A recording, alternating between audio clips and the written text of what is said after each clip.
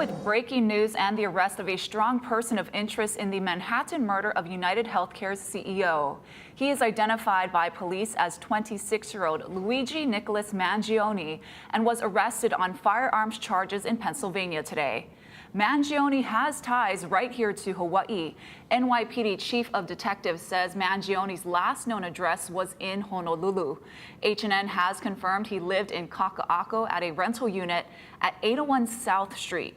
We've also confirmed that while he was here, Mangione was a member of Hub Co-working Hawaii, a co-working space on Queen Street in Kaka'ako. The New York Times reports he was a member there for over a year. We're still looking into when he left Hawaii. Now, we've confirmed through court records that Mangione received a citation last November for hiking within a closed area on the southeast slope of the Nu'uanu-Pali Lookout. He pleaded no contest to trespassing and paid a $100 fine. Now, for more on how investigators found Mangione and connected him to the fatal shooting, here's Tom Hansen in New York. Authorities in Pennsylvania are questioning a person of interest in connection to the shooting death of UnitedHealthcare CEO Brian Thompson. He matches the description of the identification we've been looking for. The man, identified as 26-year-old Luigi Mangione, was arrested at an Altoona McDonald's Monday morning on firearms charges after an employee called in a tip. Officials say Mangione was carrying a ghost gun and a silencer. Also recovered was a fraudulent New Jersey ID, matching the ID our suspect used to check into his New York City hostel before the shooting incident. Officials have combed through thousands of hours of video since the targeted attack in front of a Midtown hotel last week, deploying drones, K-9 units, and scuba divers in Central Park. Dive teams scoured a pond in the park looking for more evidence after finding a backpack they believe belonged to the shooter in the area, containing a jacket and Monopoly money. Police believe the shooter headed to the Port Authority's bus station near the George Washington Bridge after ditching the bike he used to flee the scene of the crime. This investigation is still active and ongoing. Police say they've recovered a handwritten 3-page document from the person in custody indicating he had some ill will towards corporate America. They're also scrubbing his social media accounts as the investigation continues. Tom Hansen, CBS News, New York. Our H&N News team is looking into Mangione's connections to Hawaii and the time he spent living here. Look for updates across all our digital assets and also on our next newscast, First at 4. Well, a man is recovering after being assaulted in the Dillingham area. Honolulu EMS responded to an assault incident at A'ala Park yesterday at 12:30 p.m. This is the small park where King Street merges with Beretania Street. Paramedics treated a 64-year-old male who sustained an injury from, quote, an unknown sharp object. He was taken to the hospital in serious condition. No word on a possible suspect. We'll continue to monitor this and bring you the latest information on air and online. And here's what we know about a shooting that happened Friday night in West Oahu. It happened sometime around 11 p.m. That's when EMS crews were sent to an area near Farrington Highway and Glenmonger Street. That's right near Pokai Bay Beach. Crews found a 19-year-old man with a gunshot wound to his leg. He was rushed to the hospital in serious condition. No word yet on a suspect in the case. And Honolulu police are on the hunt for 2 men involved in attempted purse snatching in Kailua Town. The crime happened at around 10 p.m. Saturday in the parking lot of Oneava Market. Now, according to police records, the 57-year-old victim was walking to her car when one of the suspects grabbed her bag from behind. We're told the woman sustained multiple injuries during the struggle with the suspected robber, but never let go of the purse. A witness told police the man escaped in a white 4Runner that was waiting nearby. It was driven by a second suspect. And multiple people were rushed to the emergency room this morning after a head-on collision in Kalaeloa. Honolulu EMS says among those injured is a 2-year-old girl. The crash happened at around 8:15 near the intersection of Roosevelt Avenue and Kasa'an Bay Street. Now, officials say a 19-year-old was in one vehicle and the other car was occupied by the child and 2 women in their 20s. All of them were listed in serious condition. Well, Donald Trump is back in the U.S. after a presidential-looking trip to France, and he's already spelling out his plans for the country when he takes office 6 weeks from today. As Nicole Killian reports, they include mass deportations, which could sweep up immigrants who are in this country legally with their families. President-elect Donald Trump says border security will be top on his list following through on a campaign pledge. Is it realistic to deport everyone who's here illegally? You have no choice. First of all, they're costing us a fortune. But we're starting with the criminals, and we got to do it. In his first post-election interview on NBC's Meet the Press, Trump said his mass deportation proposal could include families with mixed citizenship. The only way you don't break up the family is you keep them together, and you have to send them all back. But he's open to allowing dreamers, those who came to the U.S. as children, to stay. And he wants to end birthright citizenship through executive order. Can you get around the 14th Amendment with an executive action? We're going to have to get a change. We'll maybe have to go back to the people, but we have to end it. The president-elect also vowed not to go after political rivals like President Joe Biden. I'm really looking to make our country successful. Retribution will be through success. But on day one, he says he'd pardon those who attacked the Capitol on January 6th and believes lawmakers who investigated it should be behind bars instead. And Cheney was behind it, and so was Benny Thompson and everybody on that committee. For what they did, honestly, they should go to jail. Cheney slammed Trump's idea as a continuation of his assault on the rule of law. The interview was part of a whirlwind weekend on the world stage, where Trump attended the reopening of the Notre Dame Cathedral, meeting with French President Emmanuel Macron, Prince William, and Ukrainian President Volodymyr Zelensky. Trump said Zelensky is ready to make a deal and called for an immediate ceasefire between Ukraine and Russia. Overnight, the president-elect named his personal attorney, Alina Habba, to serve as counselor to the president. He's also defending some of his controversial picks, like Tulsi Gabbard for Intel Director, Pete Hegseth for Defense, and Kash Patel for the FBI. They're expected on Capitol Hill this week. Nicole Killian, CBS News, West Palm Beach, Florida. Meanwhile, the U.S. government is closely monitoring the situation in Syria after the fall of the Assad dictatorship. Tarian Small has more details from Washington. In Aleppo's reopened markets, Syrians are trying to get on with their lives after seeing the fall of Bashar al-Assad's regime. For some, the end of the dictatorship means freedom. These family members search one of Assad's infamous prisons for loved ones who have been locked up for years. Families weeping as they embrace children, husbands, wives, who've spent years locked away in the Assad regime's prison. The U.S. says it is searching for journalist Austin Tice, who was imprisoned in Syria and believed to still be alive. Events that unfolded over the weekend in Damascus may present an opportunity to get a little bit more information about where he is, what condition he's in, and what we may be able to do to get him home. There is a leadership void in Syria right now, and both the U.S. and Israel are using this time to carry out military missions in the country. The end of this regime is a defeat for all who enabled its barbarity and its corruption. None more than Iran, Hezbollah, and Russia. So this moment presents a historic opportunity, but it also carries considerable risks. The U.S. and Israel conducted airstrikes on ISIS positions and suspected chemical weapon sites. And Israeli forces have moved into parts of Syria to create a buffer zone in the Golan Heights. To prevent hostile jihadi armed forces and Hezbollah from entering the area. Israel says its forces are in Syria temporarily. Torian Small, CBS News, Washington.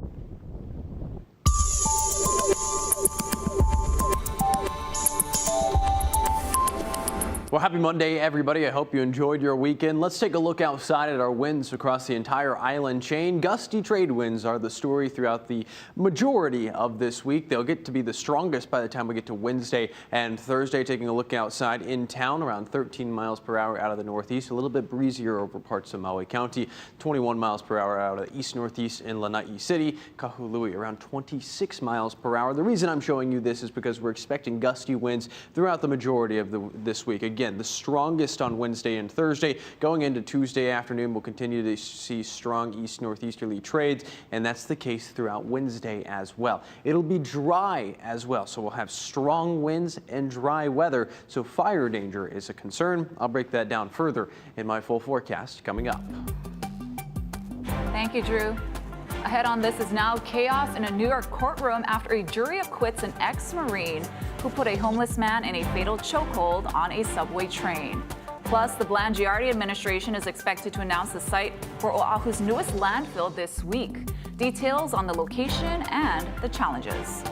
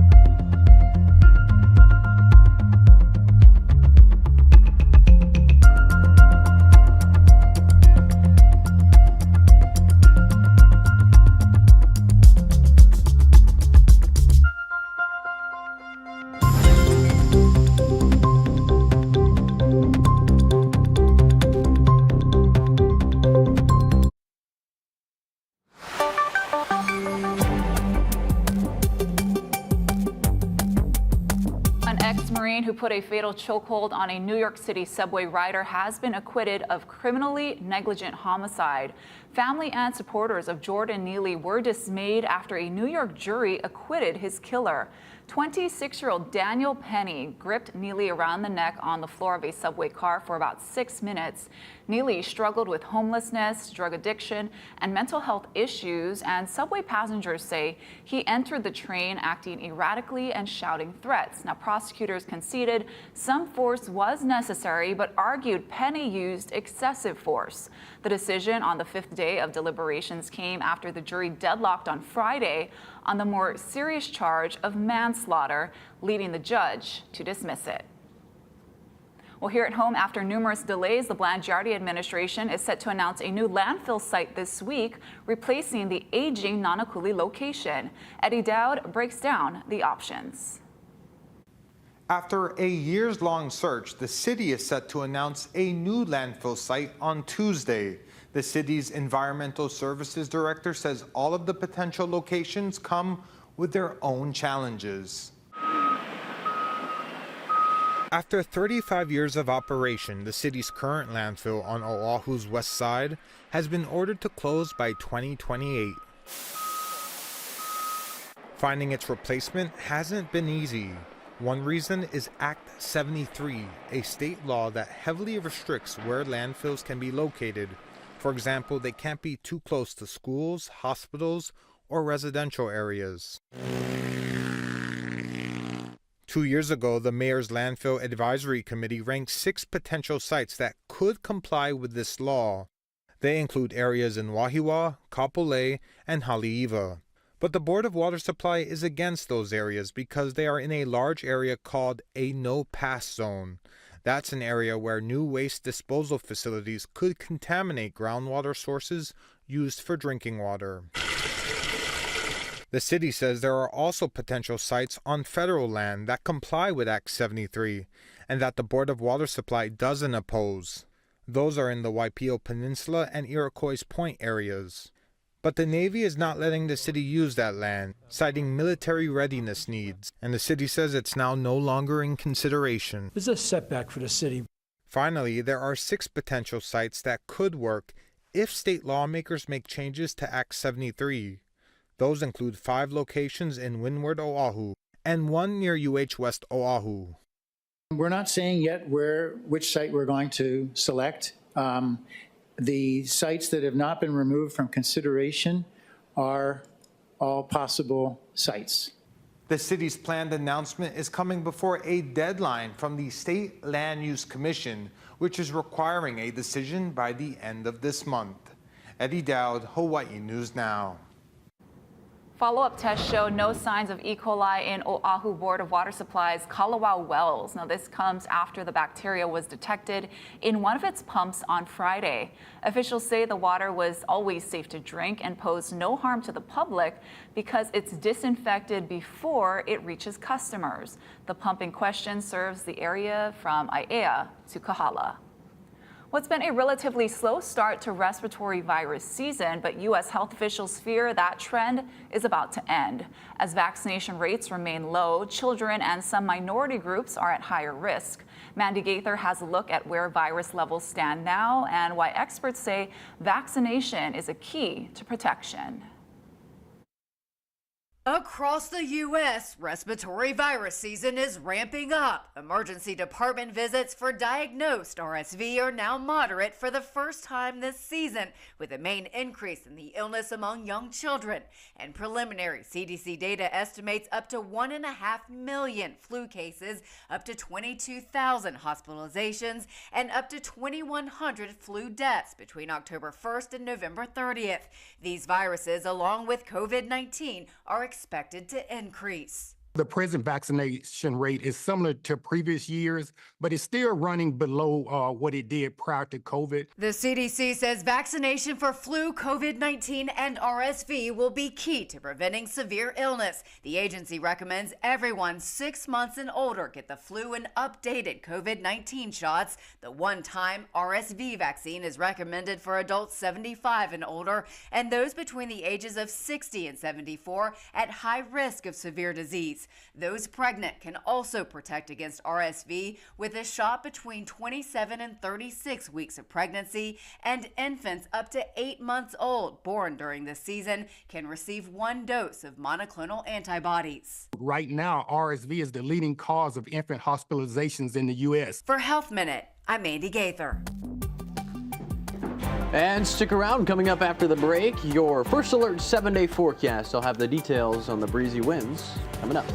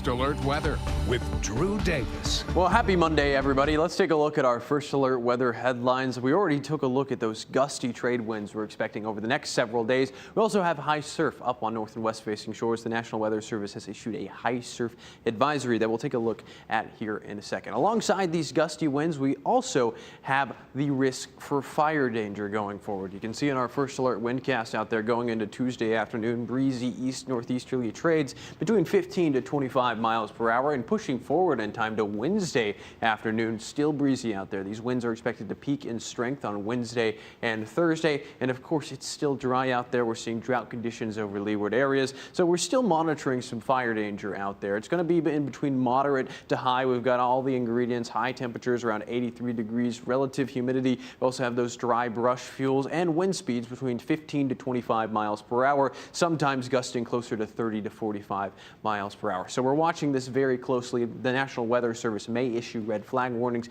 or at least fire weather watches as we're getting closer into Wednesday and Thursday. Taking a look at high surf advisories. This is for north and west facing shores until 6 p.m. on Tuesday. That's the north and west facing shores of Kauai, Oahu, Molokai, and the north facing shores of Maui. This does not include Hawaii Island right now. Taking a look at the numbers for your surf and shoreline forecast. North facing shores for Tuesday morning around 12 to 16 feet out there. West facing shores 10 to 14. South facing shores dropping ever so slightly. And we're going to see a rising trend on east facing shores because we're seeing those breezy trades. We'll start to see a little bit of a trade wind swell move in. You can see in our swell forecast several northwesterly swells are going to be moving in over the next couple of days. Here's one coming in more northerly on Tuesday, another one coming in on Wednesday from the northwest, and another one coming in from the northwest on Friday. We're really in the winter season, the wet season now. We're really going to start seeing more large surf on north and west facing shores like this coming up over the next couple of months. Taking a look at your hour by hour forecast, northeasterlies around 13 miles per hour right now. Temperatures around 83 degrees. If you were out there yesterday for the marathon, it got very warm with the light winds that we had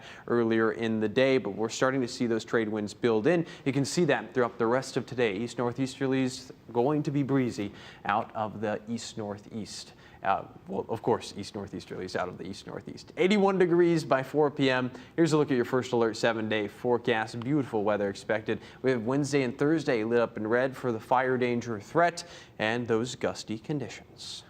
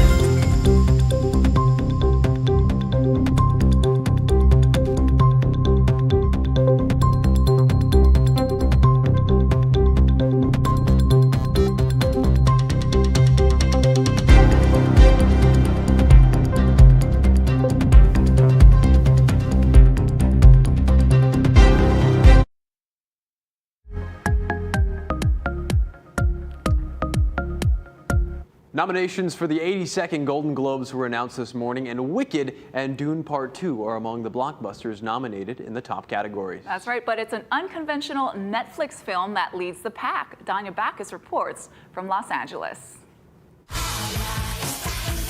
The Netflix musical Emilia Perez, about a Mexican cartel leader who undergoes gender reassignment surgery, leads this year's Golden Globe nominations with 10, including one for Best Film Musical or Comedy.